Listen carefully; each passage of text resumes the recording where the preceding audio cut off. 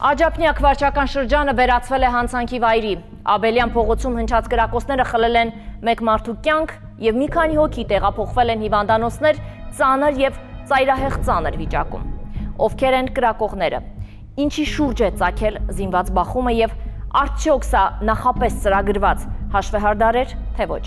Քրեական վարույթը նախաձեռնվել է միանգամից մի քանի ծանր հոդվածներով սպանություն, սպանության փորձ, խուլիգանություն և ապօրինի զենքի շրջանառություն։ Քննիչները փորձում են վերականգնել դեպքերի ամբողջական շղթան, պարզելու թե ինչ հանգամանքներում վերածվեց վեճը արյունալի միջադեպի։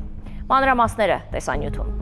Երևանի Աջափնյակ վարչական շրջանում մայիսի 18-ին տեղի ունեցած զինված միջադեպը լուրջ անհանգստության առիթ դարձավ։ Նախնական տվյալներով կրակոցների հետևանքով կա մեկ զոհ և մի քանի վիրավորներ, որոնցից մի քանիսի վիճակը գնահատվում էր ծայրահեղ ծանր։ Առողջապահության նախարարությունը հայտնել էր, որ դեպքի հետևանքով հիվանդանոց էին տեղափոխվել 7 քաղաքացի։ Նրանցից 3-ի առողջական վիճակը գնահատվում էր ծայրահեղ ծանր, ևս 3-ինը ծանր։ Մեկ քաղաքացի մահացել է։ Կրակոցները հնչել են Աբելյան փողոցի 9 հասցեում։ Օպերատիվ տեղեկությունների հիման վրա դեպքի վայր են մեկնել ներքին գործերի նախարարության ոստիկանության տարբեր ստորաբաժանումների ծառայողներ։ Հրազենային վնասվածքներով ընդհանուր առմամբ 10 քաղաքացի տեղափոխվել էր Երևանի տարբեր բժշկական հաստատություններ։ Արմենիա բժշկական կենտրոնի գլխավոր տնօրենի վիրաբուժության գծով տեղակալ Աշոտ Կուրղինյանի խոսքով նրանցից մեկը մահացել է հենց վիրահատարանում։ Բժշկական կենտրոնի փոխանցմամբ դուժողները ստացել են հրազենային վնասվածքներ, հիմնականում կրծքավանդակի և որովայնի հատվածում։